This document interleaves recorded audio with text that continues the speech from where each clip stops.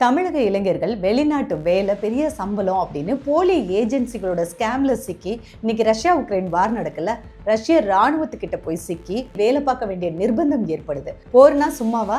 அதுல சிலருக்கு கை இல்லாம போயிடுமா, சில பேருக்கு கால் இல்லாம போயிடுது. அதுல சிலர் உயிரிழந்துட்டாங்க அப்படின்னா சொந்த நாட்டுக்கு அவங்களோட உடல் கூட திரும்பி கொண்டு வர முடியாத ஒரு சூழலுக்கு போயிடுறாங்க. இதுக்கெல்லாம் காரணம் போலி agency.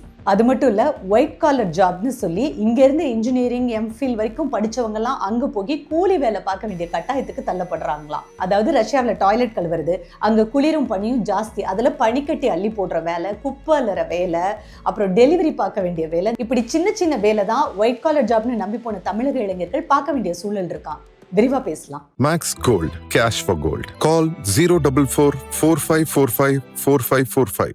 EVP Trade and Convention Center, Chennai. The biggest event destination now open for booking with 8,000 plus parking. Contact 85258 ரஷ்யாவில் வேலை வாங்கி தரோன்னு சொல்லி ஒருத்தர்கிட்ட 3 லட்சம் 5 லட்சம் ரூபாய்க்கு பணம் வாங்கிட்டு ஸ்கேம் பண்ணி ஒன்றுமே பண்ணலங்க. எங்களை போய் ரஷ்யாவில் நடுத்தருவில் விட்டுட்டாங்க. ஏர்போர்ட்டில் இறங்கினோடனே ஃபோன் பண்ணால் ஃபோன் எடுக்க மாட்டேங்கிறாங்க. நாங்கள் தங்கியிருக்கிற இடத்துக்கு போகிறதுக்கு கேப் கூட நாங்கள் தான் பே பண்ணி வைக்க வேண்டியதாக இருக்குது. ரஷ்யாவில் வேலை வாங்கி தரோன்னு சொல்லி ஒரு பெரிய ஸ்கேமே நடந்துட்டு இருக்கு. நம்ம சேனலில் ஒரு 4 பேர் வந்து இன்டர்வியூ கொடுத்துருந்தாங்க. அந்த இன்டர்வியூ பார்த்துட்டு கேரளாவிலேருந்து, கர்நாடகாவிலேருந்து, தமிழ்நாடு ஃபுல்லாக, அது மட்டும் இல்லை ரஷ்யாவில் இப்போ சிக்கிட்டு இருக்கவங்கன்னு நிறைய தமிழர்கள் நம்ம சேனலுக்கு ஃபோன் பண்ணி நாங்கள் எவ்வளோ கஷ்டப்பட்டு இருக்கோம் அப்படிங்கிறத பதிவு பண்ணுறாங்க. இதெல்லாம் கேட்கும்போது ரொம்ப கஷ்டமாக இருக்குது. ஸோ நீங்கள் வெளிநாட்டு வேலைக்கு போகிறீங்க, ஆசைப்படுறீங்க அப்படின்னா இந்த வீடியோவை தயவு செஞ்சு பாருங்கள். உங்களுக்கு தெரிஞ்சவங்களுக்கும் இதை ஷேர் பண்ணுங்கள். இந்த விழிப்புணர்வு ரொம்ப முக்கியம் தேவை. ரஷ்யாவில் வேலைன்னு எப்படியெல்லாம் ஏமாத்துறாங்கன்னு பார்க்கலாம். முதல்ல ரஷ்யாவில் உள்ள மக்களுக்கு ரஷ்யன் லாங்குவேஜ் மட்டும்தான் தெரியும். அங்கே உள்ளவங்களுக்கு இங்கிலீஷ் தெரியாது. காமன் லாங்குவேஜ் அங்கே இங்கிலீஷ் கிடையாது. 100க்கு 90% ரஷ்யன்ஸ் ரஷ்யன் லாங்குவேஜ் மட்டும்தான் பேசுவாங்களாம். ரஷ்யாவில் டாக்டருக்கு படிக்க போகணும்னு நிறைய பேர் போகிறாங்க. ஸோ மெடிக்கல் காலேஜில் மட்டும் கொஞ்சம் ப்ரொஃபஸர்ஸ் இங்கிலீஷில் பேசுவாங்களாம். ஏன்னா டீச் பண்ணியே ஆகணும் அப்படிங்கிறதுக்காக. மற்றபடி ஏர்போர்ட்டில் உள்ளவங்க கொஞ்சம் இங்கிலீஷ் பேசுவாங்க. ரஷ்யாவில் உள்ள போலீஸ்க்கு கூட இங்கிலீஷ் பேசுறதுக்கு தெரியாது. அங்கே எல்லாரும் டிரான்ஸ்லேட்டர் வச்சு தான் பொழைக்க வேண்டியிருக்கு. ஸோ இங்கேருந்து அங்கே போனவங்க ஒன்று ரஷ்யன் லாங்குவேஜ் கற்றுக்கணும், அப்படி இல்லைன்னா டிரான்ஸ்லேட்டர் வச்சு அவங்க காப்பாற்றிக்கிறாங்க தங்களோட வாழ்வாதாரத்தை. நம்ம ஆக்சுவலாக ஃபால்கன் பகீரதன் FBR அப்படிங்கிற யூடியூப் சேனல், இன்ஸ்டாகிராம் பார்த்து அதில் பாதிக்கப்பட்ட 4 பேர் தான் நமக்கு இன்டர்வியூ கொடுத்தாங்க. அதே பகீரதன் அண்ட் அருண்குமார் டீம் கிட்ட பாதிக்கப்பட்டவங்களும் நமக்கு தொடர்ந்து கால் பண்ணிட்டு இருக்காங்க. அது இல்லாமல் வேறு ஏஜென்சியில் பாதிக்கப்பட்டவங்களும் நம்மளுக்கு கால் பண்ணி பதிவு பண்ணிகிட்டே இருக்காங்க. ஸோ இங்கேருந்து வேலைக்கு போகணும் ரஷ்யாவுக்கு அப்படின்னா முதல்ல ஸ்டூடெண்ட் விசாவில் போகவே போகாதீங்க. ஒர்க் பெர்மிட் ரொம்ப முக்கியம். ஒர்க் பெர்மிட் இருந்தாலுமே அங்கே எந்த கம்பெனி வேலை கொடுக்குறாங்க, அந்த கம்பெனியோட டீட்டெயில்ஸ் என்ன, உங்களுக்கு அப்பாயின்மெண்ட் ஆர்டர் கொடுக்குறாங்களா, எவ்வளோ சம்பளம்னு அக்ரிமெண்ட் போட்டிருக்காங்களா, இதெல்லாம் தெரிஞ்சுக்காம நீங்கள் எதுலேயும் சைன் பண்ணிட்டு போகாதீங்க. இப்போ பாஸ்போர்ட் கொடுத்தவங்களுக்கு கூட பாஸ்போர்ட்டை திருப்பி கொடுக்காம ஸ்கேம் பண்ணுறதெல்லாம் கூட நடந்துட்டு இருக்கு. இந்த மாதிரி ஒருத்தர் 2 பேர் இல்லைங்க, நமக்கு தெரிஞ்ச 100கணக்கான பேர் ஏமாந்துருக்காங்க. இவங்கெல்லாம் ரஷ்யா போன உடனே அந்த ஏஜென்சியில் உள்ளவங்க ஃபோனே எடுக்க மாட்டாங்களாம். ரஷ்யா ஏர்போர்ட்டில் இறங்கினோன்னே யாராவது வந்து ரிசீவ் பண்ணுவாங்கன்னு சொல்கிறாங்களாம். ஆனால் யாரும் வந்து ரிசீவ் பண்ணுறதில்ல. ஒரு காலேஜோட அட்ரஸ் கொடுத்து இந்த காலேஜில் தான் அவங்கள சேர்த்து விட்டுருக்கோன்னு முதலே கொடுத்துருப்பாங்களே, இப்போ அந்த அட்ரஸ்க்கு இவங்க போகணுன்னா இவங்களே செலவு பண்ணி கேப் பிடிச்சி அங்கே போயிட வேண்டியதான்.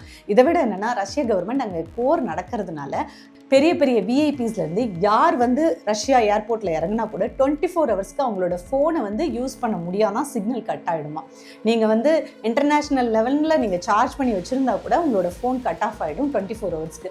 ஸோ நீங்கள் அங்கே தான் நீங்களே ஏதோ ஒரு கேபை பிடிச்சி நீங்கள் வந்து தங்கியிருக்கிற இடத்துக்கு நீங்கள் போகணும் செலவு பண்ணி. சரி, எல்லாம் போயிட்டாங்க. அங்கே ஒரு காலேஜில் ஸ்டூடெண்ட் விசான்னு சொல்லி வேலை வாங்கி கொடுக்குறோன்னு கூப்பிட்டு போகிறாங்கல்ல, அது என்னென்னா ரஷ்யன் லாங்குவேஜ் படிக்கிற காலேஜா. ரஷ்யாவில் ரஷ்யன் லாங்குவேஜ் தெரியாமல் பார்ட் டைமில் கூட எங்கேயும் ஒர்க் பண்ணுறதுக்கு லீகலாக பர்மிஷன் கிடையாது.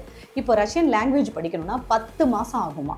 அந்த காலேஜில் அந்த 10 மாத கோர்ஸையும் முடிச்சதுக்கு அப்புறமா தான் அடுத்து நீங்கள் இன்னொரு கோர்ஸ் படிக்க போகும்போது ஸ்டூடெண்ட் விசாவில் வேலையே பார்ட் டைமில் நீங்கள் பார்க்க முடியும். இதெல்லாம் தெரியாமல் உங்களுக்கு ஸ்டூடெண்ட் விசாவில் நாங்கள் அங்கே விட்டுறோம், நீங்கள் அப்புறம் வேலை பார்த்துக்கலாம் அப்படின்னு சொன்னால் தயவு செஞ்சு நம்பாதீங்க. அப்படி போனவங்க நடுத்தருவில் தான் நின்று இருக்காங்க. ஏன்னா ரஷ்யன் வாழ்வாதாரம், அதுக்கு தேவையான பணம் ரொம்பவே ஜாஸ்தி. இங்கேருந்து அங்கே போனவங்க சாப்பாடே கிடைக்காம, சாப்பாட்டுக்கு செலவும் பண்ண பணம் இல்லாமல் வெறும் பிரெட்டை மட்டுமே சாப்பிட்டு 2 மாதம் 3 மாதம் உயிரை கையில் பிடிச்சிட்டு திருப்பி ஃப்ரெண்ட்ஸ் கிட்ட காசு வாங்கி ஃப்ளைட் டிக்கெட் மட்டும் போட்டு இந்தியா வந்து சேர்ந்தவங்களே அத்தனை பேர் இருக்காங்க.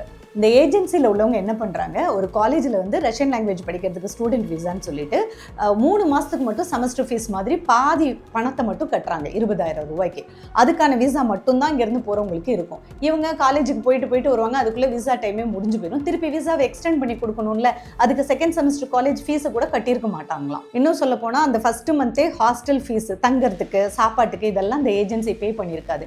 ஸோ ஒருத்தர்கிட்ட 5 லட்சம் ரூபாய் வாங்குற ஏஜென்சி எதுக்காக மட்டும் செலவு பண்ணியிருப்பாங்கன்னா, ஃப்ளைட் டிக்கெட் விசாக்கு ஒரு 40-50 முடிஞ்சு போயிடும். காலேஜ் ஃபீஸ் ஒரு 20,000-30,000, அதிகபட்சம் 80,000க்கு மேலே யாருக்கும் செலவு பண்ணதே இல்லையா. ஆனால் 5 லட்சத்தில் 80,000 செலவு பண்ணியிருந்தா மிச்சம் எவ்வளோ லாபம் அந்த ஏஜென்சிக்குன்னு பாருங்க. இதில் ரஷ்யா போய் பாதிக்கப்பட்டவங்க ஒரு பக்கம்னா, ரஷ்யா போகாமல் இங்கே இருக்கிறவங்க 3 லட்சம் 2.5 லட்சம் 1.5 லட்சம் கொடுத்து பாஸ்போர்ட்டையும் கொடுத்து இந்த ஏஜென்சி கிட்ட ஏமாந்துட்டு இருக்காங்க. இதில் பகீரதன் அண்ட் அருண்குமார் இவங்க கிட்ட ஏமாந்தவங்க நம்ம கிட்ட நிறைய பேர் பேசிட்டு இருக்காங்க. ஆனால் பகீரதன் நான் கால் பண்ணப்போ ஃபோன் எடுக்கல, அருண்குமாரும் பகீரதனோட அப்பாவும் பேசியிருந்தாங்க. பட் இவங்கெல்லாம் இன்னுமே ஜால்ஜாப்பு தான் பண்ணுறாங்க. அதாவது மழுப்பி பேசுகிறாங்களே தவிர்த்து அவங்களோட தவறை இன்னுமே அவங்க அக்செப்ட் பண்ணலை. அடுத்து ஒரு டீமை எப்படி ஏமாத்தலான்னு பிளான் போட்டுட்டு இருக்காங்க. இது நமக்கு தெரிஞ்சு ஒரு ஏஜென்சின்னு வச்சுக்கோங்க. இந்த மாதிரி ஆயிரக்கணக்கான ஏஜென்சி இருக்காமா.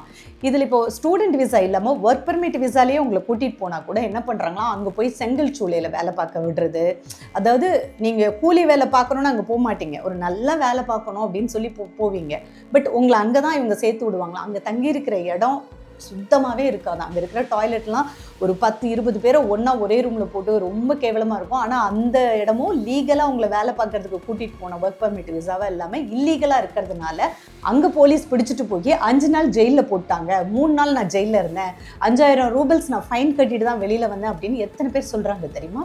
அதுக்குரிய தமிழ்நாடு காவல்துறை எஸ்பிஐ வணக்கம். நாங்கள் வந்து இந்த பகீரதன் மூலியமாக கரூரை செல்வர் மூலியமாக இங்கே ரஷ்யாவுக்கு வேலைக்காக வந்தோம். அவர் என்ன சொன்னார்னா, ஒர்க் பெர்மிட் பண்ணி கொடுத்தா உங்களுக்கு 3 மாதம் டைம் ஆகுது, அதனால் ஸ்டூடெண்ட் விசாவில் போனீங்கன்னா ஒரு 25 நாள் அப்படியே உங்களுக்கு வேலைக்கு மாற்றி விட்டுரு அப்படின்னு சொல்லி வேலைக்கு தான் இங்கே அனுப்பிச்சாரு.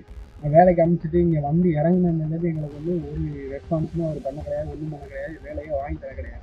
எங்களுக்கு ஜூன் 2ஆம் தேதியோட விசா முடிஞ்சு போச்சு. முடிஞ்சதுக்கப்புறமும் நீங்கள் அங்கேயே இருங்க, உங்களுக்கு நான் வந்து மறுபடியும் மணித்தரேன்னு சொல்லிட்டு இல்லீகலாக வேலை பார்க்க வச்சு போலீஸ் ஸ்டேஷனில் மட்டும் இது வந்து எஃப்ஐஆர் தான். 5ஆம் தேதியோட இன்னும் ஒரு 2-3 நாளில் எங்களை எல்லாருமே வந்துட்டு ஃபைன் அமௌண்ட்டு 5,000 ரூபா ஃபைன் போட்டிருக்காங்க. அது இல்லாமல் எல்லாத்துலேயும் கேஸ் ஃபைல் பண்ணியிருக்காங்க.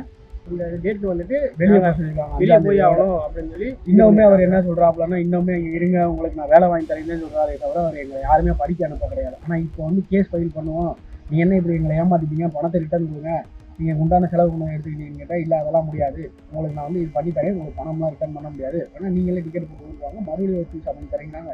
ஆல்ரெடி இவங்க நம்பி ஏமாந்து போதும். ஆல்ரெடி எங்களுக்கு முன்னாடி ஒரு 100 பேருக்கு மேலே வந்து இங்கே ஏமாந்து போயிட்டாங்க. அவங்க மூலியமாக இப்போ கேஸ் போட்டு அந்த எஸ்பி ஆஃபீஸ் வரைக்கும் வந்திருக்கு. இவங்களுக்கு பத்தாமல் இன்னும் என்னோட ஃப்ரெண்ட்ஸ் இங்கே எங்களுக்குள்ள வந்தவங்க 7 பேர் ஆர்மிக்கு சேர்ந்துட்டாங்க. இவங்க 3 பேரை வந்து செக்யூரிட்டி வேலைக்கு கூப்பிட்டு போயிட்டு ஆர்மியில் கொண்டு ஜாயின் பண்ணி விட்டாங்க. அவங்க எல்லாம் இப்போ ஆர்மியில் இருக்காங்க. இந்தியன் பாஸ்போர்ட் சிப்பெல்லாம் அவங்களே டீஆக்டிவேட் பண்ணி ரஷ்யன் பாஸ்போர்ட் கொடுத்துருக்காங்க. எல்லாம் அந்த பகிர்ந்தத்தை கேட்டால் அவர் என்ன சொல்கிறாருன்னா, தமிழ்நாடு காவல்துறையில் நான் வந்து ஏஜென்ட் கமிஷன் மட்டும் தான் வாங்கினேன், நான் 25,000 10,000 5,000 தான் வாங்கினேன், இன்னொருத்தர் மூலியமாக தான் உங்களுக்கு முன்னாடி எல்லாத்தையும் அனுப்புனேன், நீங்கள் பேமெண்ட் எனக்கு போடலை, இன்னொரு மூலியமாக போட்டிங்க, எனக்கு கொஞ்சம் போட்டிங்க, நான் வந்து வக்கீலை வச்சு நான் பார்த்துக்கிறேன், அதில் நான் என்ன பண்ண முடியுமோ நான் பண்ணிக்கிடுவேன், நான் ஒன்றும் பயப்படுறதுக்கு இல்லை, நீங்கள் வந்து என்ன முடியுமோ நீங்கள் பண்ணிக்கோங்க, ஆனால் உங்களுக்கு அமௌண்ட்டு திருப்பி கொடுக்க மாட்டோம், நீங்கள் வந்து இல்லீகலாகவே இருங்க அப்படின்னு புஷ் பண்ணி ஒரு பையன் வந்து பண்ணிட்டான். அவனை காப்பாற்றி மறுபடியும் நாங்கள் ஊருக்கு டிக்கெட் போட்டு எங்கள் கை காசை போட்டு நாங்கள் அனுப்பியிருக்கோம். இப்போ நாங்கள் டிக்கெட்டுக்கு காசு இல்லாமல் நாங்கள் இப்போ வந்து இங்கே சேவ் பண்ணி இருக்கோம். அந்த எஸ்பி ஆஃபீஸில் வந்து எங்கள் ஃப்ரெண்ட்ஸ் வந்து அங்கே மூவ் பண்ணி இப்போ எங்களுக்கும் தகுந்த மாதிரி பேசிகிட்டு இருக்காங்க. அதனால் இந்த வீடியோ பார்த்தீங்கன்னா தயவு செஞ்சு எங்களுக்கு உண்டான ஹெல்ப்பை நீங்கள் பண்ணுங்கள். நாங்கள் முடிஞ்ச அளவுக்கு தமிழ்நாடு சிஎம்க்கு இதை நாங்கள் பரிந்துரைச்சு ஒரு ஹெல்ப் நாங்கள் கேட்டுக்கிறோம். தயவு செஞ்சு எங்களுக்கு ஹெல்ப் மட்டும் பண்ணுங்கள். அவன்கிட்ட இருந்து கிட்டத்தட்ட 140 பேர் வந்து ஒரு ஆளுக்கு 5 லட்சம் ரூபாய் மினிமம் கொடுத்து நாங்கள் பே பண்ணியிருக்கோம். அதில் அருண் இன்னொருத்தர் இருக்கார். அவர் வந்து ஊரில் கிடையாது, ஊரில் வந்து அவன் மாட்டிக்கணும்னு சொல்லி இப்போ வந்து ரஷ்யாவில் இன்னொரு இடத்துல இருக்கார். அவரும் இதுக்கு 2 பேரும் சேர்ந்து தான் மெயின் காரணம். இதில் பகிர்தன் எப்படின்னா, பகிர்தன் கேட்டால் அருண்கிட்ட சொல்கிறாரு, அருண்கிட்ட கேட்டால் பகிர்தன் சொல்கிறாங்க. ஆனால் இதில் வந்து ஒரு 4-5 பேர் சேர்ந்து தான் இதை பண்ணியிருக்காங்க. இதில் மெயின் காரணம் வந்து பகிர்தன் தான். பகிர்தன் தான் வீடியோ போட்டு இவங்க எல்லாத்தையும் ஏமாத்தணும்னு சொல்லி 5 லட்ச ரூபா காசை வாங்கிட்டு ஃபஸ்ட் ஆரம்பத்தில் என்கிட்ட என்ன சொன்னார்னா, ஏன் இவ்வளோ அமௌண்ட்டு நான் கேட்கறதுக்கு காலேஜ் ஃபீஸ் உங்களுக்கு 2 லட்ச ரூபா கட்டணும் 3 லட்ச ரூபா கட்டணும்னு சொல்லி கேட்டார். ஆனால் வெறும் காலேஜ் ஃபீஸ் 35,000 ரூபா கட்டியிருக்காங்க, 35,000 ரூபீஸ் கட்டியிருக்காங்க. திருப்பி வந்து காலேஜ் ஃபீஸ் வந்து எங்களுக்கு பே பண்ணாமல் இங்கே உள்ள விசா வந்து எங்களுக்கு வந்து எக்ஸ்டெண்ட் பண்ணி கொடுக்காம விசாவை கேன்சல் பண்ணிட்டாங்க. இப்போ அதனால போலீஸ் பிடிச்சி இவ்வளோ பிரச்சனை நாங்கள் இருக்கோம். சாப்பாட்டுக்கு வழி இல்லாமல், ரூம் எதுவுமே இல்லாமல், டெய்லி ரூமை பூட்டிக்கிட்டு உள்ளே இருக்கோம். நாங்கள் முடிஞ்ச அளவுக்கு எஸ்பி ஆஃபீஸ்க்கு மெயில் பண்ணியிருக்கோம், தமிழ்நாடு சிஎம்க்கு மெயில் பண்ணியிருக்கோம், எம்பசிக்கு மெயில் பண்ணியிருக்கோம். எந்த இதுவுமே கிடையாது. ஸோ நீங்கள் கரூரில் இருக்க எஸ்பி ஆஃபீஸில் தயவு செஞ்சு எங்களுக்கு ஒரு ஹெல்ப் பண்ணுங்கள். தயவு செஞ்சு பகிர்ந்தனை வந்து நீங்கள் ஒரு என்கொயரி பண்ணுங்கள். நாங்கள் எப்போ வேணால் கூப்பிட்டு நாங்கள் வர தயார், என்ன வேணால் பண்ண தயார். அவர் வந்து கேட்டால் எங்கிட்ட வக்கீல் இருக்கார், நான் வந்து பண்ணுறதை பண்ணிக்கிடுவேன் அப்படின்னு சொல்கிறாரு. இன்னொரு விஷயம் என்னென்னா, அவர் வந்து திருநெல்வேலியில் கிருஷ்ணாபுரத்தில் ஆஃபீஸ் போட்டிருக்காரு. இங்கே மட்டும் இல்லாமல் அங்கே ஒரு ஆஃபீஸ் போட்டு அங்கே சில பேரை பிடிச்சி அவர்கிட்ட மறுபடியும் ஒரு ஸ்டூடெண்ட் விசா பண்ணிட்டு இருக்காரு. ஒரு ஸ்டூடெண்ட் விசாவில் வந்து அங்கே வேலை பார்க்க முடியாது நல்லா தெரியும். தெரிஞ்சுக்கிட்டு இன்னமும் அவர் பண்ணிகிட்டே தான் இருக்காருல. நம்ம என்ன கேட்டோம்னா அது பண்ணுறதில்லை. எங்களுக்கு வந்து எங்களுக்கு கட்டின 5 லட்ச ரூபா பணம் எப்படியாவது ரெக்கவர் பண்ணி கொடுங்க. எங்களை பணம் இல்லாமல் ஒன்றுமே பண்ண முடியாது. நாங்கள் எல்லாரும் இருக்கிற இடம் எல்லாத்தையும் விட்டு இப்போ மறுபடியும் டிக்கெட் போட முடியாமல் கூட இங்கே இல்லீகலாக இருக்கிறது காரணம் அதான். பேச கூட முடியலைங்க, ஒன்றுமே முடியல. இங்கே டெய்லி ட்ரோன் அட்டாக் அது இதுன்னு வந்து விழுந்துக்கிட்டே இருக்கு. ஏன்னா போலீஸ் வர்றாங்க, கம்பெனிலையும் போலீஸ் வர்றாங்க, வேலைக்கும் போக முடியல, ஒண்ணுமே பண்ண முடியல. சாப்பாட்டுக்கு என்ன பண்றதுன்னு தெரியாம இருக்கு. ஏற்கனவே நாங்கள் 5 லட்சம் இதுக்கு என்ன வழின்னு அவர்கிட்ட கேட்டோம்னா அதுக்கு வந்து ஒரு வழியை சொல்ல மாட்டேங்கிறாரு. ஒரு கேஸ் மட்டும் ஃபைல் பண்ணி அவர் என்கொயரி பண்ணுங்க. நாங்கள் எங்கேனாலும் நாங்கள் வர தயார், நாங்கள் பேச தயார். எல்லாருக்கும் எல்லா எவிடன்ஸும் எங்கிட்ட இருக்கு. நாங்கள் அவர் பேசின ரெக்கார்ட்ல இருந்து பணம் போட்டு எல்லாமே இருக்கு. இந்த காசு பத்தாதுன்னு நம்ம ஃப்ரெண்ட்ஸ் ஒரு 7 பேரை கொண்டு போய் மேற்கொண்டு ஆர்மியில சேர்த்து அவங்க ஆர்மியில சேர்த்து 5 லட்சம் ரூபா அவங்களுக்கு ஆர்மியில இருக்கிற வீடியோ கூட உங்களுக்கு நாங்கள் சென்ட் பண்றோம். அங்க இருந்து பேசி அனுப்புற சென்ட் பண்றோம். இப்போ உக்ரைன் பார்டர்ல வந்து அவங்கள போட்டிருக்காங்க. தயவு செஞ்சு இதை பெரிய இஷ்யூவா எடுத்துட்டு நீங்க தயவு செஞ்சு ஒரு ஹெல்ப் பண்ணி கொடுங்க. நீங்க எங்களுக்கு உதவி பண்ணுங்க. எங்க பணத்தை ரிட்டர்ன் திருப்பி வாங்கி தரத்துக்கு ஏதாவது ஒரு வழியை பாருங்க. எங்களுக்கு ஏன்னா அந்த வழி தெரியல. ₹1 காசு கை காசை போட்டு வரல, மட்டுமே கடன் வாங்கி தான் கட்டிட்டு வந்துருக்கோம். எல்லாருமே என்ன பண்றேன்னே தெரியல. அவர்கிட்ட கேட்டோம்னா என்கிட்ட வக்கீல் இருக்கு, காசு வச்சிருக்காப்ல, அதனால வக்கீல் இருக்கு, நான் போயிட்டு அந்த கேஸை பாத்துக்கிறேன் அப்படிங்கிறாப்ல. காசு இல்லாம வந்திருக்கோம். அவங்க வீட்டு என்ன பண்றது? அதுக்காக நாங்களே முயற்சி பண்ணோம். முதல்வர் வரைக்கும் எல்லாருக்கும் பண்ணோம். இங்கேருந்து எங்களுக்கு ஒரு ரெஸ்பான்ஸ் திருப்பி கிடைக்கல. நாங்களும் போராடிட்டு தான் இருக்கோம். உங்களை நம்புகிறோம் முழுசா. உங்களை பார்த்து ஏதாவது பண்ணி ரெஸ்பெக்ட் சார். அது இல்லாமல் வந்து பார்த்தீங்கன்னா நான் போலீஸ் கம்ப்ளைண்ட் சொல்லுவேன். எது வந்தாலும் எங்கள் ஸ்டேஷன் தான் போகிற லோக்கல் ஸ்டேஷனில் நாங்கள் நெக்ஸ்ட் ஸ்டாண்ட்லேயே வந்து போலீஸை டீல் பண்ணிட்டு போயிடுவோம். தவச வாரியாக இருக்கா வந்து பார்த்தீங்கன்னா என்ன வேணால் நடக்கும். நீங்கள் பண்ணுறதா அதாவது நாங்கள் வந்து அவர்கிட்ட நாங்கள் பே பண்ணோம். ஆனால் அதுக்கு உண்டான எந்த ஒரு ரெஸ்பான்ஸும் இல்லை. நாங்கள் இங்கே ரொம்ப கஷ்டப்படுறோம்.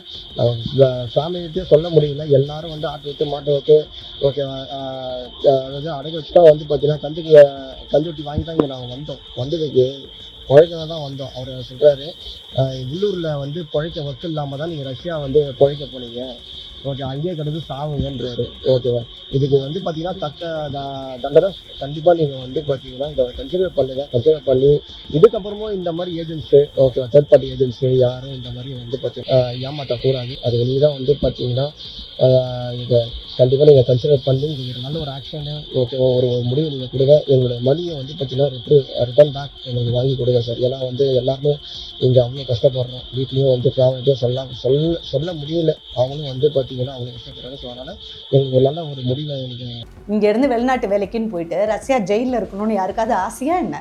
இதெல்லாம் தான் இந்த போலி ஏஜென்சிஸ் பண்ணுறாங்க. இங்கேருந்து ரஷ்யாவுக்கு வேலைக்கு போகணுன்னு நினைக்கிறவங்க வெளிநாட்டு வேலைன்னு சொல்லி வீட்டில் சொந்தக்காரங்க கிட்ட எல்லாத்துட்டையும் சொல்லி வெளிநாடு போகிறேன் எப்போ திரும்பி வருவோன்னு தெரியாது ஒரு செலிப்ரேஷனாகவே கொண்டாடிட்டு போகிறாங்க. ரஷ்யா குளிர் நாடு அப்படிங்கும்போது அதுக்காக ஸ்பெஷலாக ட்ரெஸ்ஸு, ஜர்க்கின், அப்புறம் ஷூ வாங்குறது, ட்ராலி வாங்குறதுன்னு ஒரு செலிப்ரேட் பண்ணி அங்கே போய் ஏமாந்துட்டோன்னு 1 மாதத்துலேயே அவங்க கண்டுபிடிச்சா கூட திருப்பி வீட்டுக்கு வந்து யார் மூஞ்சிலும் முழிக்கிறது, என்ன பதில் சொல்கிறது அப்படிங்கிற தயக்கத்தில் அங்கே சின்ன சின்ன கூலி வேலைகளை பண்ணிட்டு சாப்பிடாம பயங்கர குளிரில் கஷ்டப்பட்டுட்டு இருக்கிறவங்கெல்லாம் நிறைய பேர் நம்மக்கிட்ட பதிவு பண்ணுறாங்க. அவங்கெல்லாம் அவங்க முகத்தையும் அவங்க பேரையும் வெளியிட விரும்பலை. ஒருத்தர் சொல்கிறாருங்க, உலகத்திலேயே அதிக குளிரான நாடுனா ரஷ்யா தான். -20 டிகிரி 40 டிகிரி வரைக்கும் கூட போகும். நான் அந்த குளிரில் 3 நாள் பஸ் ஸ்டாண்டில் படுத்திருந்தேன். பனிக்கட்டி அள்ளி போட்டு வேலை செஞ்சேன். வீட்டுக்கும் போக முடியாமல் மானம் போச்சு மரியாதை போச்சு. ஆனால் வீட்டில் இந்த இளைஞர்கள்லாம் சிரிச்சுக்கிட்டே நான் நல்லா இருக்கேன்னு சொல்லிட்டு அங்கே கஷ்டப்பட்டுட்டு இருக்காங்க நிறைய பேர். இப்போயும் நம்மக்கிட்ட வீடியோவில் அவங்க முகம் காட்ட விரும்பலை. எனக்கு தான் ரொம்ப கஷ்டமாக இருக்குது இதெல்லாம் கேட்கறதுக்கே. அதிக குளிரில் மூக்கில் ரத்தம் வந்து காதில் ரத்தம் வந்து அதை தொடச்சிக்கிட்டு வேலை செய்கிறாங்க. உயிரை அடகு வச்சு தான் அங்கே நடுத்தரில் நின்று வேலை செஞ்சுட்ருக்காங்க இவங்க எல்லாமே. இதுக்கெல்லாம் காரணம் அந்த போலி ஏஜென்சி. காசை வாங்கி ஏமாற்றிட்டு இன்னும் அதுக்கு பதில் பேசிட்டு இவங்க மேலெல்லாம் கம்ப்ளைண்ட் பண்ணால் ஆக்ஷன் கூட எடுக்க மாட்டேங்கிறாங்களாம் போலீஸ் ஸ்டேஷனில். இப்படி சொந்த ஊருக்கு வராமல் வெக்கப்பட்டுட்டு அங்கேயே இருக்கிறவங்கள திருப்பியும் வேறு வேறு ஏஜென்சி டீம் அங்கே இருக்கிறவங்கள, இதில் நார்த் இந்தியா டீம்ஸ் நிறைய இருக்காங்களாம், இவங்களை வந்து பிரெயின் வாஷ் பண்ணி ரஷ்யா ஆர்மியில் வேலைக்கு போனால் மாதம் 3 லட்சம் சம்பளம், மொத்தம் நீங்கள் 6 மாதம் வேலை பார்த்தா போகும், 40 லட்ச ரூபாய் வரைக்கும் வாங்கி கொடுக்குறோம், ரஷ்ய ராணுவத்தில் போய் நீங்கள் சமையல் வேலை செஞ்சால் போதும், அங்கே குப்பை அள்ளி கொட்டினா போகும், அங்கே போரில் பாதிக்கப்பட்டு வர்றவங்களை நீங்கள் ட்ரீட்மெண்ட்டுக்கு ஹெல்ப் பண்ணி ஹெல்ப்பராக இருந்தால் போதும், இந்த மாதிரி நிறைய பிரெயின் வாஷ் பண்ணி ஒரு அக்ரிமெண்ட் கொடுக்குறாங்களா. அந்த அக்ரிமெண்ட் வந்து ரஷ்யன் லாங்குவேஜில் தான் இருக்கும். அதில் வந்து சைன் வாங்கிட்டு அங்கே கொண்டு விட்டுறாங்க. உண்மையிலேயே அங்கே ரஷ்ய ராணுவத்தில் சமையல் வேலையோ குப்பல்ற வேலையோ இல்லை க்ளீன் பண்ணுற வேலைக்கோ இவங்களை எடுக்கிறது இல்லை. அங்கே வந்து ஒரு மாஃபியா மாதிரி இதுக்கே ஒரு டீம் இருக்கா ரஷ்யாவில். இவங்களெல்லாம் பிடிச்சிட்டு போய் போரில் போய் நீ வந்து சண்டை போடுன்னு விட்டுறாங்க. அங்கே வந்து மேலே எந்நேரமும் ட்ரோன் பறந்துட்டு இருக்கும், பீரங்கி வந்து குண்டு மழை பொழிஞ்சிட்டு இருக்குமா, பதுங்கு புலிகள்லாம் வந்து பயங்கரமாக அஃபெக்ட் ஆகி போயிருக்குமா. இதில் இவங்க போய் நின்று சில பேருக்கு கையை போயிடும், கால் போய்டும், இந்த மாதிரி அஃபெக்ட் ஆகி உயிரை கையில் பிடிச்சிட்டு தப்பிச்சு வந்தவங்க ஒரு சிலர் ஏற்கனவே நிறைய இங்கிலீஷ் ஆர்டிகிள்ஸ்லாம் இதை பற்றி போட்டிருக்காங்க. நம்ம பிரதமர் மோடி அவர்கள் கூட ரஷ்யா போயிருக்கும்போது இந்த பிரச்சனையை சொல்லி இந்தியன்ஸ் யாரும் இந்த மாதிரி மூளை செலவிக்கு போய் அங்கே போய் ரஷ்ய ராணுவத்தில் சேர வேண்டாம் அப்படிங்கிறத சொல்லியிருந்தாங்க. இந்திய வெளியுறவுத்துறை கூட ரஷ்யா கிட்ட பேசி இதில் பாதிக்கப்பட்ட நிறைய பேரை மீட்டு எடுத்திருந்திருக்காங்க. ஆனாலும் இந்த தவறுகள்லாம் இன்னுமே நடந்துகிட்டு இருக்கு. ஏன்னா வெளிநாட்டு வேலன் கந்து வெட்டிக்கு கடனை வாங்கி இங்கேருந்து தமிழக இளைஞர்கள் அங்கே போயிடுறாங்க.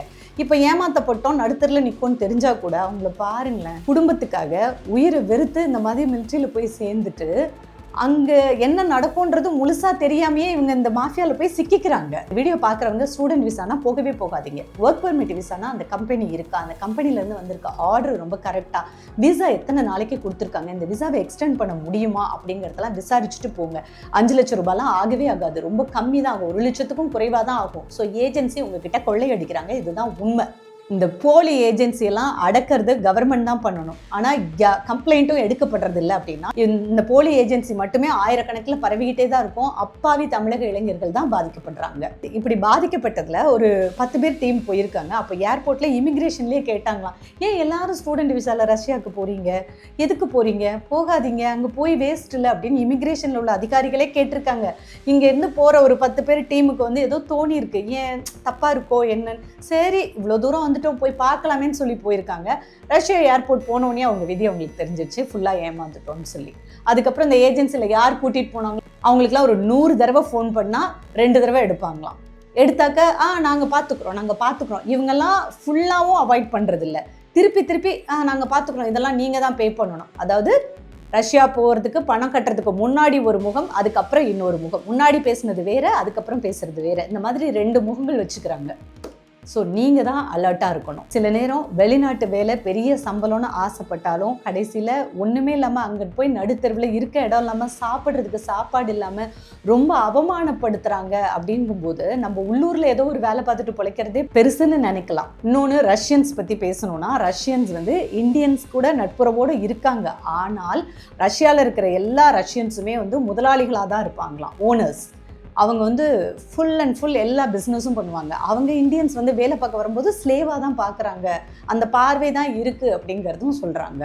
அது மட்டும் இல்லை, ரஷ்யாவில் நிறைய பக்கத்தில் இருக்கக்கூடிய கஜகஸ்தான், கிர்கிஸ்தான், தஜிகிஸ்தான், உஸ்பெகிஸ்தான் இங்கே மாதிரி நிறைய நாடுகள்ல இருந்து வந்து வேலை பார்ப்பாங்க. ஃபர்ஸ்ட்டு அவங்களோட நெய்பரிங் கண்ட்ரி, அதாவது பக்கத்தில் நாடுகளில் இருக்கிறவங்களுக்கு ஒரு வேலை செஞ்சால் கூட அவங்களுக்கு அதிக சம்பளம், இந்தியன்ஸ்க்கு கம்மியான சம்பளம் அப்படிங்கிறத தான் அவங்க முறைப்படுத்தி வச்சுருக்காங்க. இந்தியன்ஸை பெருசாலாம் மதிக்கிறது இல்லை அப்படிங்கிறதையும் பதிவு பண்ணுறாங்க. இதெல்லாம் நமக்கு தேவையா? இதை ரஷ்யாலே இருக்கக்கூடிய ஒரு டாக்டர் இஸ்மாயில் அப்படிங்கிறவங்க 30 வருஷமாக அங்கே டாக்டராக இருக்காங்க. ஸோ இப்போ நம்ம கூட கனெக்ட் ஆகிருக்காங்க. ரஷ்யாவில் என்ன ப்ரொசீஜர், வேலைக்கு போகணுன்னா எதெல்லாம் பண்ணணும் எதெல்லாம் பண்ணக்கூடாது அப்படிங்கிறத இன் டீட்டெயில்டாக நான் இப்போ பேசுகிறோம் பாருங்கள். தமிழ்நாட்டில் வந்து இந்த ஏஜென்சிஸ்ன்னு சொல்றது வந்து ஒரு இந்த கரையான் புத்து மாதிரி நிறைய இருக்காங்க. என்னால் அதை கண்டுபிடிக்கவே முடியல. ஏன்னு கேட்டிங்கன்னா, ஒருத்தர் உன்னோட டையப்பாக இருக்காங்க. இப்போ பார்த்தீங்கன்னா தமிழ்நாட்டில் இருக்க ஏஜென்சிஸ் டைரெக்டாக அதை பண்ணுறாங்களா அப்படின்னா கிடையாது. அவங்க என்ன பண்ணுறாங்கனாக்க, நார்த் இந்தியாவில் ஒரு ஏஜென்சியை வச்சிருக்காங்க. நார்த் இந்தியாவில் இருக்க ஏஜென்சிஸ் அவன் ஒரு ஏஜென்சி வச்சிருக்கான். அதுக்கு மேல பாத்தீங்கன்னா மாஸ்கோல ஒரு ஏஜென்சிஸ் இருக்கு. இந்த மாதிரி வந்து இந்த ஏஜென்சிஸ் வந்துட்டு ஒரு செயின் மாதிரி ஃபாலோ பண்றாங்க. நான் தமிழ்நாட்டில் இருக்கக்கூடிய ஒரு ஏஜென்சி ஒருத்தர் பேசுறேன் நான் நேரடியாக வந்துட்டு. ஏன்னா ஒரு பையன் வந்து இங்க வர்றதுக்காக அவர் மூலியமா அப்ளை பண்ணிருக்கேன். நான் அவர்கிட்ட பேசும்போது அவர் என்ன சொல்றாருன்னா, சார் எனக்கு ஒன்றும் தெரியாது சார், நான் வந்து நார்த் இந்தியாவில் ஒருத்தர் இருக்காரு, பாம்பேல ஒருத்தர் இருக்காரு, அவர் தான் ஹெட் ஏஜென்சிஸ், அவர்கிட்ட தான் நான் கொடுக்குறேன் அப்படின்னு சொல்றாரு அவரு. இந்த மாதிரி தெரியாம எதுக்கு அவங்க அதை பண்றாங்கன்னு தான் எனக்கு புரியல. இப்ப நீங்க ஒரு ஆளை வேலைக்கு எடுக்கிறீங்க, இங்க அனுப்புறீங்கன்னா உங்களுக்கு இதை பத்தி ஃபுல் டீட்டெயில் தெரிஞ்சிருக்கணும்ல. நீங்க ஆமா. தெரியாம வந்துட்டு சும்மா ஆட்களை மட்டும் எடுத்து இங்க அனுப்புவீங்க அப்படின்னாக்கா அது வந்து ஏதோ சாரி மாட்டு மந்தையை ஓட்டி கொண்டு ஒரு இடத்துல விடுற மாதிரி இருக்கு. இங்க இருக்கிறவங்க ஒர்க் பர்மிட் விசால தானே ரஷ்யாவுக்கு வரணும். ஆனா அந்த ஏஜென்சி எல்லாம் வேலை வாங்கி கொடுக்குறேன்னு சொல்லி ஸ்டூடெண்ட் விசால இவங்களை ரஷ்யாவுக்கு கூட்டிட்டு வந்துட்டு அங்க வந்ததுக்கு அப்புறம் ஏர்போர்ட்ல இறங்கினோட போனையே சுவிட்ச் ஆஃப் பண்ணிடுறாங்க. வேலை செய்ய முடியல. அந்த விசாவும் வந்து ஒரு காலேஜ்ல போய் ரஷ்யன் லாங்குவேஜ் படிக்கிறதுக்குன்றாங்க. இந்த விசா ப்ராசஸ், ஸ்டூடெண்ட் விசால அங்க ஒர்க் பர்மிட் இருக்கா, என்ன டீடைல்ஸ்? ரஷ்யன் கவர்மெண்ட் வந்து இதை தனியா பிரிச்சிருக்காங்க. எப்படின்னு பாருங்களேன். ஒண்ணு வந்து ஜாப் விசா, அதாவது ஒர்க்ல வரக்கூடியவங்களுக்கு ஒர்க் விசால வர்றது. ரெண்டாவது வந்து ஸ்டூடெண்ட் விசா. மூணாவது வந்து டூரிஸ்ட் விசா இருக்கு. அடுத்து பிசினஸ் விசா இருக்கு. இந்த மாதிரி நிறைய விசாஸ் இருக்கு. ஃபேமிலி விசா இருக்கு. இந்த மாதிரிலாம் இருக்கு. இப்போ ஸ்டூடெண்ட் விசானா நீங்க படிக்க மட்டும்தான் வரணும். படிக்க வர்ற டயத்துல நீங்க வந்துட்டு ஒரு பார்ட் டைமா ஜாபை ஒர்க் பண்ண முடியும் உங்களால. ஆனால் அதுக்கு ஒரு கண்டிஷன் இருக்கு. இப்ப நீங்க ஸ்டூடெண்ட் விசால வந்தீங்கன்னா ரஷ்யன் மீடியம் கோர்ஸ், அதாவது ரஷ்யன் லாங்குவேஜ் படிக்க வருவீங்க. ஃபர்ஸ்ட் வந்து 10 மந்த்ஸ்க்கு. இந்த 10 மாசத்துல நீங்க வந்து ஒர்க் பண்ண முடியுமா அப்படின்னு கேட்டாக்க லீகலா ஒர்க் பண்ண கூடாது. எப்ப வந்து அவங்க கோர்ஸ் ஸ்டார்ட் ஆகுமோ அப்பதான் அவங்க வந்துட்டு பார்ட் டைமா ஒர்க் பண்ண முடியும். அதாவது அதுக்கும் ஒரு சட்டம் இருக்கு. என்னன்னு பாத்தீங்கன்னா காலையில 9 o'clockல இருந்து ஈவினிங் 5 o'clock வரைக்கும் அவங்களுக்கு கிளாஸ் இருக்குன்னா அதுக்கப்புறம் தான் அவங்க பார்ட் டைம் ஒர்க் பண்ண போக முடியுமே தவிர கிளாஸ் இருக்க டயத்துல அப்பயும் அவங்க ஒர்க் பண்ணக்கூடாது. அதுதான் ரூல்ஸ். ஜாப் விசால வர்றாங்க. ஜாப் விசால வர்றவங்க யாரா இருந்தாலும் இப்ப ஸ்டூடெண்ட் விசா மட்டும் இல்ல, ஜாப் விசா இருந்தாலும் சரி எல்லா விசாவுமே 90 டேஸ்க்கு தான் கொடுப்பாங்க. அதுதான் ரஷ்யன் ரூல். இங்க வந்த பிறகு அந்த 90 டேஸ் விசா வந்துட்டு உங்க ஜாப், நீங்க எப்படி ஜாப் பண்றீங்க, எப்படி நீங்க நடந்துக்கிறீங்க, அது எல்லாத்தையும் பார்த்துட்டு உங்க விசா வந்துட்டு 1 இயருக்கு அவங்க ப்ரொலாங் பண்ணி கொடுப்பாங்க. அதாவது அதை வந்துட்டு ஒரு விரைவு பண்ணி கொடுக்குறாங்க அந்த விசாவை வந்துட்டு 1 இயருக்கு. ஆமா. இல்ல நீங்க நல்லா ஒர்க் பண்றீங்க, அவங்களுக்கு ரொம்ப பிடிச்சிருக்குன்னா அந்த விசா வந்துட்டு அவங்க 3 வருஷத்துக்கு கொடுக்க முடியும். ஸோ இதுதான் இதுல இருக்க விஷயம். வெறும் ஸ்டூடெண்ட் விசா அப்படின்னு சொல்லி இங்க கூட்டு வந்துட்டு இங்க கொண்டு வந்து இறக்கி விட்டு ஒரு யூனிவர்சிட்டியில கொண்டு போய் சேர்த்துட்டு அந்த யூனிவர்சிட்டி ஃபீஸையும் கட்டாம 3 மாசத்துக்கு மட்டும் ஃபீஸ் கட்டு. ஏன்னா இங்க வந்து ஃபீஸ் வந்து நீங்க செமஸ்டர் வைஸா பே பண்ண முடியும். அந்த ஒரு செமஸ்டருக்கு மட்டும் ஃபீஸை பே பண்ணிட்டு அவங்க விசாவையும் ப்ரொலாங்கேஷன், ஸ்டூடெண்ட் விசால ஒர்க்குன்னு வராதீங்கன்னு தான் நான் சொல்லுவேன். அது ஒரு சரியான விஷயமே கிடையாது. அந்த ரஷ்யன் லாங்குவேஜ் கோர்ஸ் படிக்கிற டயத்துல அவங்களுக்கு டெய்லி சாப்பாட்டுக்கு காசு வேணும். அதுவும் மாசமே ஒரு 7,000 ரூபாய் செலவாகுதுனாக்கா அந்த காசு அவங்க தான் வந்துட்டு ஏர்ன் பண்ணணும். வேற வழி கிடையாது. அந்த 10 மாசம் முடிஞ்சதுக்கு அப்புறம் தான் போகணும். ஸோ இந்த ஸ்டூடெண்ட் விசால வர்றதுன்றது தப்பு. அந்த விசால வந்தா படிக்கிறதுக்கு தான் நீங்க வரணும். இல்ல நான் வந்து படிக்கும்போது சும்மா பார்ட் டைமா என்னோட கை செலவுக்கு ஏதாவது பண்ணுவேன் அப்படின்றது வேற விஷயம். நீங்க ஒர்க்குன்னு வர்றீங்கன்னா ஸ்டூடெண்ட் விசால வராதீங்க. அது வந்து தவறான விஷயம். அந்த மாதிரி ஏஜென்சிஸ் யாராவது உங்களுக்கு ப்ராமிஸ் பண்றாங்கனாக்கா அதை வந்து ஏத்துக்கொள்ளாது. உங்களுக்கு தெரிஞ்சு ஸ்டூடெண்ட் விசான்னு சொல்லி தமிழக இளைஞர்கள் அங்க வந்து ஏமாற்றப்பட்டு நடுத்தருவுல நிக்கிறவங்க ஒரு எத்தனை பேர் கணக்குல தெரியும் உங்களுக்கு? மேம் எனக்கு தெரிஞ்சு கிட்டத்தட்ட ஒரு 40 பேர் இருக்காங்க மேம். ஒவ்வொரு சிட்டிலையும் சின்ன சின்ன சிட்டிஸ் இருக்கு. இதுல இன்னொரு விஷயம் இருக்கு மேம். இந்த ஸ்டூடெண்ட் விசான்னு சொல்லி கூட்டு வந்து இங்க இறக்கி விடுறாங்க பாத்தீங்களா, அவங்க இன்னொரு விஷயம் பண்றாங்க. அட்லீஸ்ட் அவங்க வந்து ஒரு பெரிய சிட்டியில கொண்டு போய் அவங்களை இறக்கி விட்டுருக்கோம். இந்த பெரிய சிட்டிக்கு போனாவது அவங்களுக்கு ஏதாவது ஒரு சின்ன வேலையாவது கிடைக்கும். இவங்க என்ன பண்றாங்கன்னா இங்கேயும் கிராமம் இருக்கு. இப்போ ரஷ்யாலையும் கிராமங்கள் நிறைய இருக்கு. அங்கேயும் காலேஜஸ் இருக்கு, யூனிவர்சிட்டிஸ் இருக்கு. அவங்க அங்க கொண்டு போய் இறக்கி விடுறாங்க. அங்க இருக்கவங்களுக்கே வேலை கிடையாது.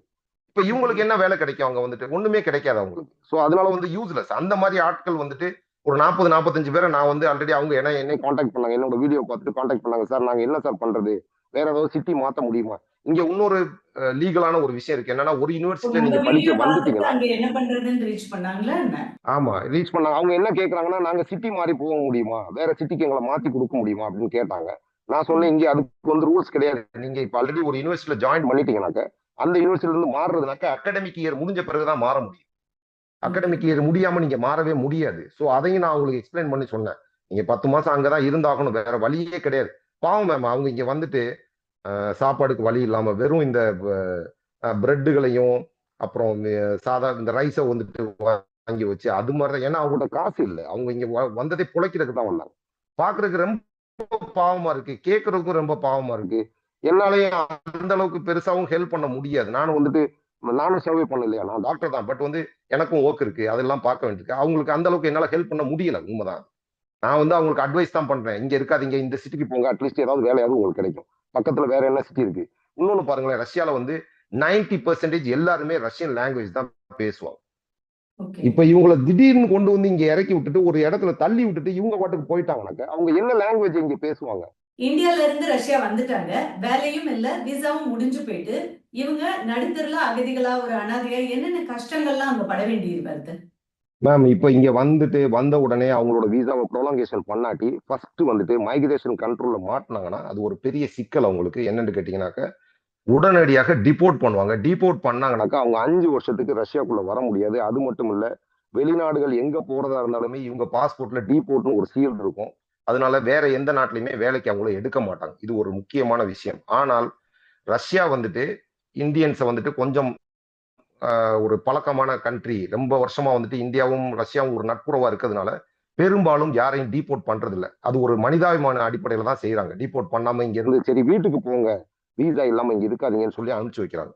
இப்ப இவங்க இந்த மாதிரி வீசா இல்லாம ஒரு சிலர் என்ன பண்றாங்க, வந்தது வந்துட்டோம், வேற வழி இல்ல, நான் காசு 5 லட்ச ரூபா அங்க கொடுத்துட்டேன், 4,50,000 கொடுத்துட்டேன், 3,00,000 கொடுத்துட்டேன், எதையாவது பண்ணி நான் ஏர்ன் பண்ணிடுறேன் அப்படின்னு சொல்லி வேற ஹவுஸ்ல ஒர்க் பண்றது, ஏதாவது இந்த இல்லீகல் ஒர்க்ஸ் இருக்கும் பாத்தீங்களா, அது எல்லாத்தையும் ஒர்க் பண்ண ஆரம்பிக்கிறாங்க. ரெண்டாவது வந்து ரஷ்யால வந்துட்டு அக்டோபர், நவம்பர், டிசம்பர், ஜனவரி இந்த 4 மாசமும் நல்ல குளிர் இருக்கக்கூடிய மாசங்கள். நல்ல குளிர்னாக்க சாதாரணமான குளிர்ல நம்ம வந்து சும்மா வந்து இது காஷ்மீர் மாதிரி இருக்கும் அந்த மாதிரி இருக்கும்னு சொன்னா அதெல்லாம் சரியான இது இல்லை.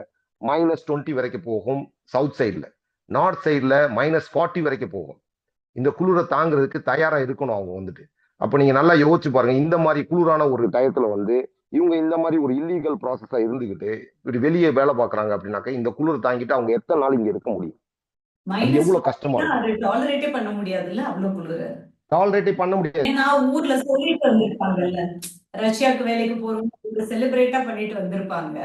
அந்த அவங்க கொண்டாடிட்டு செலிப்ரேஷன் ஆகிட்டு வரும்போது இங்க வந்து வேலை இல்ல, திரும்பி போகணுங்கிறது அவங்களால அக்செப்ட் பண்ண முடியல. நீங்க சொல்றது 100% உண்மை. ஏன்னா அவங்க அக்செப்ட் பண்ண முடியல ஒண்ணு. ரெண்டாவது வந்து வீட்டுல இதை சொல்லவும் முடியாது. ஐயோ இவ்வளவு கஷ்டப்படியா வந்திருப்பான்னு அவங்க சொல்லுவாங்க. நகை அடமானம் வச்சிருப்பாங்க, வீட்டு அடமானம் வச்சிருப்பாங்க. இந்த 5 லட்ச ரூபாய் கொடுக்கறதுக்காக என்னென்னமோ வட்டிக்கு காசு வாங்கியிருப்பாங்க. அப்ப இதை வந்து எப்படியாவது டாலரேட் பண்ணணும்னு தான் பாக்குறாங்க. ஆனா இந்த மாதிரி வர வேணாம். நான் சொல்றது வந்து நீங்க எடுக்கிறது கரெக்டான ஏஜென்சியை தேடுங்க. ஏன்னா என்னால தேட முடியாது. நான் இப்போ வந்து இந்தியாவில கரெக்டான ஏஜென்சிஸ் எனக்கு கொடுங்க அப்படின்னா ரொம்ப கஷ்டம். இல்ல லிஸ்ட் அவுட் பண்ணுங்க ஏஜென்சிஸ் எல்லாரும். ஏன்னா அதான் முன்னாடி சொல்லிட்டேன், இது வந்து ஒரு கரையான் புற்று மாதிரி இருக்கு. இந்த ஏஜென்சிஸோட எண்ணிக்கை வந்து கிட்டத்தட்ட 10,000 20,000 இருப்பான் போல இருக்கு. இவங்க எல்லாரையும் யார் இதுல நல்லவன் அப்படின்னு கண்டுபிடிக்கிறது ரொம்ப கஷ்டம். இப்ப எனக்கு திருச்சியில இருந்து வேலை வாய்ப்பு இருக்கா இல்லையா டாக்டர்? இருக்கு மேம், உண்மையிலே இருக்கு. இங்க இருக்க ஒரு சில கம்பெனிஸ் வந்து டைரக்டாவே வேலைக்கு எடுக்கிறாங்க. இப்ப எனக்கு தெரிஞ்சே வந்து பாத்தீங்கன்னா, நான் இருக்க சிட்டில இருந்து இங்க இருந்து ஒரு 300 கிலோமீட்டர்ல வந்துட்டு கிருஷ்ணதார்னு ஒரு சிட்டி இருக்கு. அந்த சிட்டில இருக்க ஒரு ஆக்ரோ ஃபார்ம், அதாவது வந்து அக்ரிகல்ச்சர் கல்டிவேஷன் பண்றவங்க வந்துட்டு டைரக்டா வேலைக்கு எடுத்திருக்காங்க. 300 பேரை வேலைக்கு எடுத்திருக்காங்க இந்தியால இருந்து. அதுல கிட்டத்தட்ட ஒரு 80 பேர் தமிழ் ஆட்கள் வந்து அங்க ஒர்க் பண்றாங்க. நல்லா இடம்லாம் கொடுத்துருக்காங்க, எல்லாமே கொடுத்துருக்காங்க. 300 பேர், அவங்களுக்கு 300 பேர் தான் போட்டா. அந்த 300 பேரை எடுத்தாங்க. அடுத்து நெக்ஸ்ட் இயர் தான் எடுப்பாங்க. நானே கேட்டாங்க, தெரிஞ்சவங்க இருக்காங்க, இந்த மாதிரி நீங்க எடுக்கிறீங்களா, நான் வேணா உங்களை டைரக்டா இது பண்ணி விடுறேன் அப்படின்னு. அவர் சொல்லிட்டாரு, இல்ல இந்த வருஷத்துக்கு உண்டான கோட்டா முடிஞ்சிருச்சு, ஸோ நெக்ஸ்ட் இயர் ஜனவரிக்கு அப்புறம் தான் என்னால பண்ண முடியும், அப்ப வேணா நான் உங்கள்கிட்ட சொல்றேன் அப்படின்னு சொல்லியிருக்காரு. இதுவே பாருங்க மேம், இதுலயே வந்துட்டு என்னன்னா, நம்ம இப்போ வந்து இந்த மாதிரி கம்பெனிஸை தேடி பிடிச்சு வேணா கொடுக்க முடியுமே தவிர ஏஜென்சிஸை நம்பி போறது வந்து இப்ப திருச்சியில மட்டுமே பாத்தீங்கன்னா கிட்டத்தட்ட ஒரு 50-60 ஏஜென்சிஸ் இருக்காங்கன்னு நினைக்கிறேன். எனக்கு கால் பண்ணவங்க எல்லாருமே திருச்சின்னு தான் சொல்றாங்க. திருச்சி, அப்புறம் வந்து தஞ்சாவூர்ல ஏதோ ஒரு ஊரு, அங்க தஞ்சாவூர்ல இருந்து ஒரு இடம் போல இருக்கு, அங்க இருந்து அனுப்புறாங்க. இதுல ஒரு சிலர் என்னன்னு கேட்டீங்கன்னா இந்த மதத்தை யூஸ் பண்றாங்க. அதாவது நான் வந்து இந்த ஆட்கள், நான் வந்து இந்த ஜாதி, இந்த மதம், ஏன்ட்ட வந்துரு அப்படின்னு சொல்லி அவங்க வீடியோ வேற போடுறாங்க. ஆமா, அந்த மாதிரி எல்லாம் சொல்லிட்டு இங்க கூட்டு வர்றாங்க. நானும் தமிழன் தான், இங்க வாழ்றேன் அப்படின்னு நான் ஒரு வீடியோவே அதுக்கு போட்டேன் தனியா வந்துட்டு. விசாங்கிறதே இப்போ ஒருத்தர் ஒரு இளைஞர் போய் வேலைக்குன்னு சொல்லி ஒரு ஏஜென்சிய கேக்குறாரு. எங்க வேலை கிடைக்குதோ அந்த அட்ரஸ கொடுக்கணும். ஒர்க் பெர்மிட் விசா இல்லைன்னு கூட வேலை செய்யற இடத்தை பத்தின டீடைல்ஸ் கொடுக்கணும். ஒரு இன்டர்வியூ வச்சிருக்கணும், இல்ல இந்த இன்டர்வியூல செலக்ட் ஆயிருக்கணும், இல்ல நீங்க இங்கதான் வேலை பார்க்க போறீங்க அப்படிங்கிற அந்த அட்ரஸ் வாங்கி இருக்கணும். எதுவுமே இல்லாம விசா வாங்கி கொடுக்கறதுக்கே பெருசா அந்த ஏஜென்சிகள் சொல்லி இவங்க கிட்ட இருந்து 2 லட்சம் 3 லட்சம் 4 லட்சம் வாங்குறாங்க. ஆக்சுவலா ரஷ்யாவுக்கு விசா எடுத்துட்டு போகணும் அப்படிங்கிறது ஒரு தனிப்பட்ட இளைஞன் அவன் நினைச்சாவே எடுத்துக்க முடியும் தானே. ஃபர்ஸ்ட் வந்து இதை டீட்டெயிலைஸ் பண்ணணும்னாக்க நீங்க ஒரு இடத்துல ஒரு ஏஜென்சில போய் கேட்குறீங்க, இந்த மாதிரி நான் வேலைக்கு போறேன், என்ன பண்ணலாம் அப்படின்னு சொல்லிட்டு உங்களோட டீடைல்ஸ் எல்லாம் கொடுக்குறீங்க. நீங்க ஃபர்ஸ்ட் வந்து ஒரு அப்ளிகேஷன் மாதிரி ஃபில் பண்ண சொல்றாங்க, அந்த அப்ளிகேஷன் அனுப்புறீங்க. அப்ப அந்த வேலைக்கு எடுக்கக்கூடிய இங்க ரஷ்யா இருக்கக்கூடிய கம்பெனி என்ன பண்ணுவாங்கனாக்கா அந்த அப்ளிகேஷனை பார்த்துட்டு ஓகே எவ்ரிதிங் ஃபைன் அப்படின்னு சொல்லிட்டாங்கனாக்க நெக்ஸ்ட் ப்ராசஸே வந்துட்டு மெடிக்கல் செக்அப்லாம் பெருசா ஒண்ணும் கிடையாது. இந்தியாவில் அதையும் பண்றாங்க. மெடிக்கல் செக்அப்னு சொல்லி ஒரு 50,000 கட்டுன்றாங்க. மெடிக்கல் செக்அப்லாம் ஒண்ணுமே இல்லை. HIV இருக்கா, ஹெப்படைட்டிஸ் இருக்கான்னு இந்த டாக்குமெண்டே போதும், வேற எதுவுமே தேவையில்லை. ஆமா, அதை வாங்கிட்டு அடுத்து வந்து இன்விடேஷன் ப்ராசஸ் போடுவாங்க. இதெல்லாம் நடக்கிறதுக்கு ஒரு 3 மாசம் ஆகும்னு வச்சுக்கோங்களேன். இன்விடேஷன் வந்து இங்க வந்து மைக்ரேஷன் சர்வீஸ் தான் கொடுப்பாங்க. இன்விடேஷன் வந்து கொடுத்த உடனே வீசாவுக்கு போக முடியும். விசா அப்ளை பண்றதுக்கு ஆகக்கூடிய ரேட்டே வந்து 18,000 தான். இப்ப இதுக்கு எல்லாத்துக்கும் மொத்தமா எவ்வளவு செலவாகும் அப்படின்னு பாத்தீங்கன்னா மேக்சிமமே வந்து ஒரு 1.5 லட்சத்துல முடிக்க முடியும். இதை வந்துட்டு 3 லட்சமோ 5 லட்சமோ பே பண்ண வேண்டியதில்லை. 1.5 லட்சம் நான் சொல்றதே வந்துட்டு அந்த ஏஜென்சியோட கமிஷனோட சேர்ந்து தான் சொல்றேன். ஓகே. அதுக்குள்ளே அவங்க ஒரு 50,000 கமிஷன் வச்சுக்கலாம், இந்த 1 லட்சம் செலவு பண்ணலாம். இவ்வளவுதான் மொத்தத்துக்கு ஆகக்கூடியது. ஆனா நம்ம இந்தியால தமிழ்நாட்டுல என்ன பண்றாங்கன்னு கேட்டீங்கன்னா இதை வந்து ஒரு பெரிய ப்ராசஸ் மாதிரி இவ்வளவு ஒரு நீளமான ப்ராசஸ் ஆக்கி அந்த இதெல்லாம் ரொம்ப அதிகப்படுத்தி மெடிக்கல் டெஸ்ட் எடுக்கணும், உங்க பாஸ்போர்ட்டை இப்படி கொடு அப்படி கொடுன்னு சொல்லி என்னென்னமோ பண்ணி அவங்கள வந்து ஒரு அலக்கழிச்சு ஒரு 6 மாசம் ஆக்கி அவங்கள 6 மாசத்துல அவங்க அங்கேயும் ஐயோ இப்போ வந்துடும், நாளைக்கு வந்துடும், வேலை வந்துடும், இதான் வந்துடும் சொன்னோம்னா கடைசியில வந்து என்ன பண்றாங்க, இல்ல உனக்கு வந்து ஜாப் விசா கிடைக்கிறதுக்கு லேட் ஆயிட்டே இருக்கு, அதனால நாங்க என்ன பண்ணிட்டோம்னா அங்க இருக்க கம்பெனில பேசி டூரிஸ்ட் விசா போட்டோம் உனக்கு, நீ அந்த டூரிஸ்ட் விசால போய் அங்க போய் மாத்திக்க அப்படின்றாங்க. எந்த விசால வந்தாலும் அந்த விசாவை ரஷ்யாவுக்கு வந்த பிறகு மாத்தவே முடியாது. நினைச்சு அங்க வந்து கூலி வேலை பாக்குற மாதிரி ஆயிடுது. பெரும்பாலும் வந்துட்டு டெலிவரியில ஒர்க் பண்றாங்க. ஃபர்ஸ்ட் வந்துட்டு ஆமா டெலிவரி பாய்ஸா ஒர்க் பண்றாங்க. ஆமா ரெண்டாவது வந்து பாத்தீங்கன்னா இந்த கன்ஸ்ட்ரக்ஷன் கம்பெனிஸ்ல போய் ஒர்க் பண்றாங்க. கன்ஸ்ட்ரக்ஷன் கம்பெனில ஒர்க் பண்றதுன்றது ரொம்ப ரொம்ப கஷ்டம். அது சாதாரண விஷயம் இல்லை. குளிர் காலத்துல யோசிச்சு பாருங்க, கன்ஸ்ட்ரக்ஷன் கம்பெனில ஒர்க் பண்ணா எப்படி கஷ்டமா இருக்கும்னு சொல்லிட்டு. அதுல 2,500 ரூபா 3,000 ரூபா அவங்களுக்கு சம்பளம் கிடைக்குது. ஸோ கன்ஸ்ட்ரக்ஷன் கம்பெனில கொஞ்சம் கூட கிடைக்கும், டெலிவரியில கொஞ்சம் கம்மியா கிடைக்கும். பெரும்பாலும் டெலிவரி தான் பண்றாங்க. டெலிவரியிலே வின்டர் பீரியட் வந்துச்சுன்னா அதுவும் கஷ்டம் தான் அவங்களுக்கு. பாவம் நீங்க யோசிச்சு பாருங்க, அந்த பேக்கை தூக்கிட்டு பனியில நடந்து போய் ஒவ்வொரு வீடா போய் கொடுக்கணும்னாக்கா அது எவ்வளவு பெரிய கஷ்டமா இருக்கும்னு சொல்லி பாக்குறதுக்கு வேதனை தான் இருக்கு. இதை நீங்க தெரிஞ்சுக்கிட்டு இல்ல நான் இதுக்கு தான் வர்றேன் அப்படின்னாக்க பிரச்சனை இல்லை, நான் இதுக்கு தயாரா இருக்கேன், நான் இதைத்தான் செய்ய போறேன். இங்க வந்த பிறகுதான் அவங்களுக்கு இது எல்லாமே தெரியுது. இங்க வந்து இவ்வளவு கஷ்டப்பட்டு பார்க்கணும்னு அவசியமே இல்லை. இது வந்துட்டு ஆமா இங்க பெஸ்ட். இங்க நான் இன்னொரு முக்கியமான விஷயம் நான் சொல்றது, நீங்க ரஷ்யாவுக்கு வர போறீங்கன்னாக்க நீங்க வந்து ஒரு ப்ரொஃபஷனலா வாங்க. நீங்க வந்து உங்களுக்கு வந்துட்டு இந்த வேலை எனக்கு நான் ஒரு பெரிய வெல்டர் இல்ல நான் வந்துட்டு இந்த ஜேசிபி டிரைவரா இருக்கேன் அப்படின்னாக்கா அதுக்கு உண்டான கம்பெனிஸ் தேடுங்க, அந்த மாதிரி இடத்துக்கு வாங்க. இங்க நிறைய வெப்சைட்ஸ் ஆன்லைன் வெப்சைட்ஸே இருக்கு, அது மூலியமா அப்ளை பண்ணி வர முடியும். ஸோ அந்த மாதிரி அப்ளை பண்ணிட்டு வாங்க. இந்த மாதிரி ப்ரொஃபஷனலா இல்லாம எதுவுமே இல்லாம நான் வந்து அந்த வேர் ஹவுஸ்ல போய் ஒர்க் பண்ண போறேன், இந்த பேக்கிங்க்கு வரேன், நான் 10வது படிச்சிருக்கேன் 5வது படிச்சிருக்கேன் அப்படின்னு சொல்லிட்டு வர்றவங்க எல்லாம் வந்து கொஞ்சம் யோசிச்சுட்டு தான் வரணும். ஏன்னா வந்த பிறகு இங்க வந்து அவங்க ரொம்ப கஷ்டப்படுவாங்க, அதுதான் உண்மை. ஸ்டூடெண்ட் விசால கூட்டிட்டு போய் வேலை வாங்கி தரோம் அப்படின்னு சொல்லி அங்க ஏமாத்தப்பட்டவர்கள் திருப்பி மூளை செலவை செய்யப்பட்டு ரஷ்யன் ஆர்மில சேர்த்து விட்டுறாங்க. அங்க போனா ரஷ்யா உக்ரைன் வார் நடக்கிறதுனால உயிருக்கு சேஃப்டி இல்ல அப்படிங்கிற ஒரு விஷயமும் தமிழக இளைஞர்களுக்கு நடந்துட்டு இருக்குன்றாங்க. அது எவ்வளவு தூரம் உண்மை? மிலிட்டரி வேலைக்குன்னா யார் வேணாலும் வரலாம். இப்போ இந்தியன்ஸா இருக்கட்டும், இல்ல பாகிஸ்தானியா இருக்கட்டும், இல்ல பங்களாதேஷியா இருக்கட்டும், ஸ்ரீலங்கனா இருக்கட்டும், அதுல எந்த பிரச்சனையும் கிடையாது. உக்ரைன்ல தான் இந்த வார் நடக்குது. ஸோ அங்கதான் இந்த சண்டைக்கு கூட்டு போவாங்க. ரஷ்யாக்குள்ள அந்த மாதிரி வார் எதுவும் கிடையாது. உக்ரைன் பார்டர்லாம் அங்கதான் நடந்துட்டு இருக்கு. ஸோ அந்த மாதிரி கூட்டு போறாங்கனாக்கா இப்ப வேலைக்கு ஸ்டூடெண்ட்ஸா இருக்கட்டும், இல்ல வேலைக்கு வர்றவங்களா இருக்கட்டும், அவங்க வந்து இல்ல நாங்க மிலிட்டரிக்கு போறதுக்கு தயார் அப்படின்னா தான் எடுக்க போறாங்க. ஏன்னா கான்ட்ராக்ட் சைன் பண்ணி தான் அவங்க போறாங்க, சும்மா சாதாரணமா போறது இல்லை. இந்த கான்ட்ராக்டை சைன் பண்றதுக்கு முன்னாடி அவங்க அந்த கான்ட்ராக்டை கரெக்டா படிக்கணும் போகணும். ஏன்னா கான்ட்ராக்ட்ல எல்லா டீடைல்ஸும் எழுதியிருக்காங்க, என்ன வேலைக்காக நீங்க வர்றீங்க, அங்க வந்து நீங்க அங்க மிலிட்ரி இடத்துல வந்து நீங்க எதுவும் சமையல் வேலை பார்க்க போறீங்களா இல்ல வேற என்ன வேலை பார்க்க போறீங்கன்றது ஃபுல் டீடைல்ஸ் அந்த கான்ட்ராக்ட்ல போட்டிருக்கும். உங்களுக்கு தெரியலையா போட்டோ எடுத்து டிரான்ஸ்லேட் பண்ணி பாருங்க, இல்ல தெரிஞ்சவங்க யாருக்காவது அனுப்பி அந்த கான்ட்ராக்ட் ஃபுல்லா படிக்க சொல்லுங்க, படிச்சுட்டு போங்க. ஆமா உங்களுக்கு உங்க உயிர் மேல எதுவும் பிரச்சனை இல்லை, எனக்கு வந்து சம்பளம் காசு தான் வேணும் அப்படின்னாக்க நீங்க தாராளமா போகலாம். ஏன்னா இப்ப ஒரு வார் நடக்குதுனாவே சிம்பிளா சொல்ற மாதிரி தான், அதாவது வந்து சண்டைன்னு இருந்தா சட்டை கிளிய தான் செய்யும். ஸோ நீங்க சண்டைக்குன்னு போனீங்கன்னாக்க உடல் காயங்களும் இல்ல கால் வெட்டுறதோ இல்ல கையை வெட்டுறதோ இல்ல வேற எதுவும் பிரச்சனை வர்றதோ உங்க உயிருக்கே கூடாது, ஆபத்தாகவும் இருக்கலாம். அதை தெரிஞ்சுக்கோங்க ஃபர்ஸ்ட் வந்துட்டு. ஏன்னா காசு சம்பாதிக்கணுன்றதுக்காக ஒரு இடத்துல போய் நான் என் உயிரை கொடுப்பேன் அப்படின்னாக்க அதுக்கு நீங்க வந்து உங்க வீட்டுல இருந்தே அதை செய்யலாம். இங்க வந்துதான் உயிரை கொடுக்கணும் அப்படின்றது கிடையாது. காசுக்காக அதை செய்யாதீங்க, அவ்வளவுதான், வேற ஒண்ணும் இல்லை. இல்ல இந்த நாட்டுக்காக நான் செய்ய வர்றேன் அப்படின்னாக்கா அது உங்களோட விருப்பம், அதுல யாரும் தலையிட போறதுல ஒன்றும் பண்ண போறது இல்லை. இவ்வளோ நேரம் நிறைய டீட்டெயில்ஸ் கொடுத்துருக்கீங்க. ஸோ இந்த ஒரு அவேர்னஸ் வந்து இளைஞர்களுக்கு போய் ரீச் ஆகணும். வெளிநாட்டுல வேலை பார்க்கணும் அப்படிங்கிறத தாண்டி ஃபர்ஸ்ட் ஒரு தவறான ஏஜென்சில தவறான நபர்கள்ட்ட போய் ஏமாந்துடக்கூடாது அப்படிங்கிறதுக்காக விசால இருந்து பாஸ்போர்ட்ல இருந்து நிறைய டீட்டெயில்ஸ் கொடுத்தீங்க. Thank you so much doctor. Thank you. ரொம்ப நன்றி ma'am. Thank you lot. Max Gold, cash for gold. Call 044 4545 4545. EVP Trade and Convention Center, Chennai. The biggest event destination now open for booking with 8,000 plus parking. Contact 85258 11111.